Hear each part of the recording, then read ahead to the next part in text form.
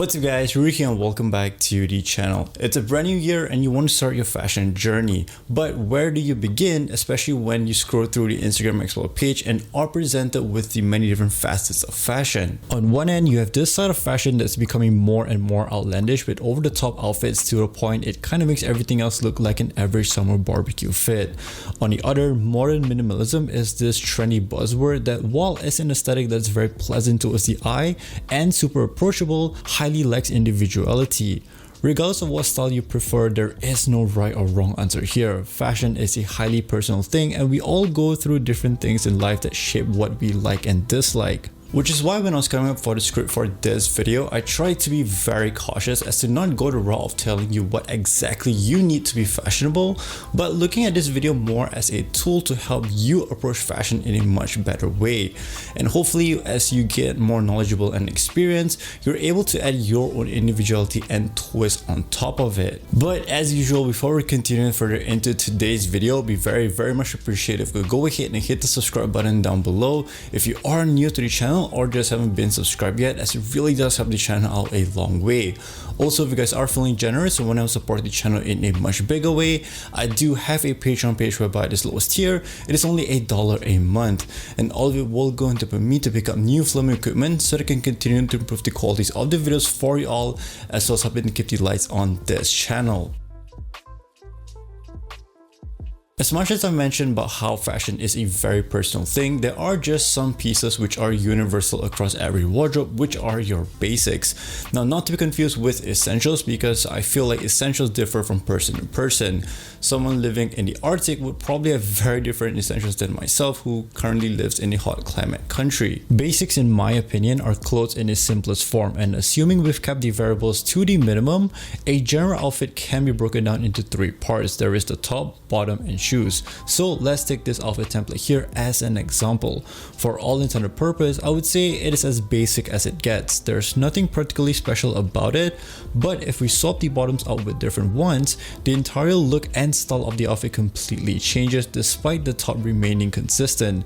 The same can't really be said the other way. Sure, it may have a slightly different look, but the overall style and feel of the outfit is very much the same. Which is why, in my opinion, basic tops such as t-shirts, sweaters, and shirts are staple pieces that one should be prioritizing first and foremost before moving into the bigger statement pieces, as they are extremely universal across a multitude of style, and having this good base of clothes enables you to be much more flexible to experiment with different things. While this is probably the most obvious tip, a lot of people tend to look past this because frankly it's boring.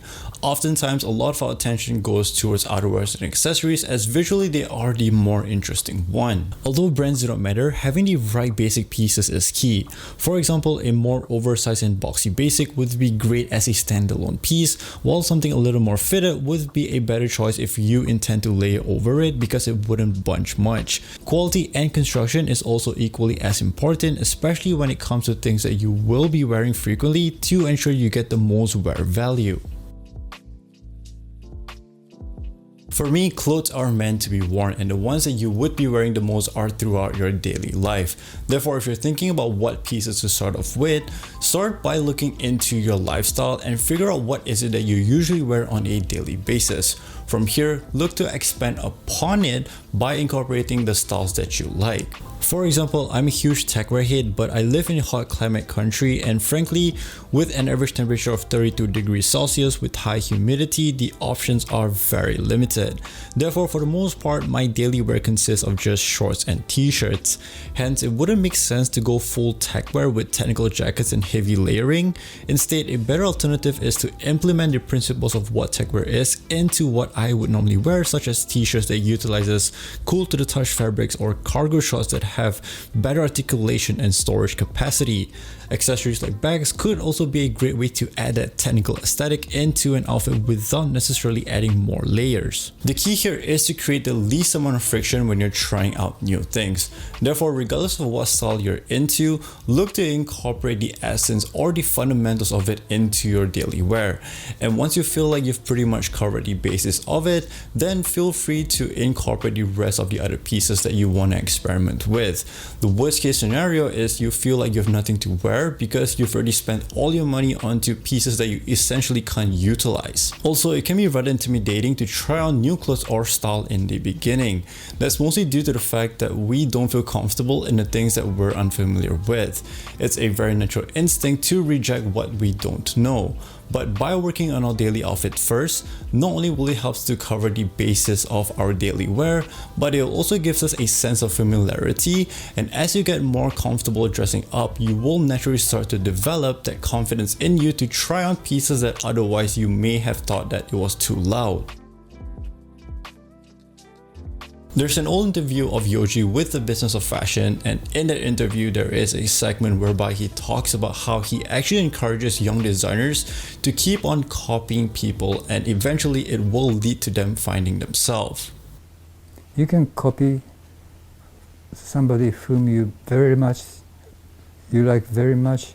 You can copy it until end of the copy you can find yourself.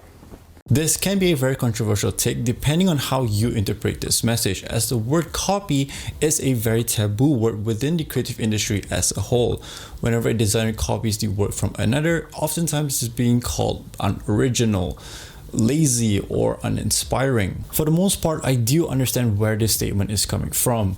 Any form of creative work is an avenue for expression that's pretty much filled with life stories and personal experiences, and what's presented should be a reflection of those things. However, to say that everything new that comes out needs to be completely original is a little bit of a stretch, because at the end of the day, we're all inspired by something that we see or felt. The way I would interpret what Yohji was saying here is copy if you're lost or if you don't know how to do something, but use this knowledge that you've gained from copying to then tell the story that you want to. And I look at personal style in a very similar manner. If you're new to fashion and you don't know how to properly dress yet, following trends and copying what people are wearing is a great way to discover and learn what you like and dislike. I feel like there's this misconception going around whereby personal style is something that needs to be highly unique and standing out from the rest, but newsflash, if everyone is different, then no one really is. Personal style isn't about being the most unique one out there, but rather for me, it's more about the idea of how we choose to present ourselves through clothes. And if a particular trend at that point of time relates to it, then there's nothing wrong to copy. Over time, as you continue to copy and learn from different trends and style, understanding what you like and don't, you will eventually start to curate a look that is very personal to you, which can't be put into a single genre because it's a combination of so many different things. This all comes back to the reason why building up your basics is a very good practice, as having a base set of clothes allows you to try on different things. Building a healthy relationship with our clothes is something I feel oftentimes overlooked, as a lot of times the conversation revolves around what's the latest piece to get or the newest trend. And with how fashion is moving faster than ever, with so much new pieces being released on a constant basis, it leaves very little room for appreciating the clothes that we have. By the time we buy something, there's probably something new already out on the horizon that grabs our attention. Furthermore, we live in an era of social media whereby it is so much about wanting to fit in. From a fashion sense, it feels like clothes and brands are oftentimes treated as a badge or this form of social credit to gain validation and recognition from others. While this may not be the case for everyone, speaking from experience, it is very easy to be influenced by it. And when the focus becomes more about finding validation from others rather than getting something that truly speaks to us, you can already start to see how one could develop a very unhealthy relationship with clothes. As a fashion-focused content creator who talks a lot about clothes, I feel it is also my responsibility to make it aware that at the end of the day, all of these are just clothes. Enjoy fashion however you want, but if you find yourself being in a rather unhealthy relationship with clothes to a point it negatively impacts you, then maybe you should take a step back and reevaluate your priorities. Because as much as it feels good to have on nice clothes, feeling good should not come at the cost of your overall well-being.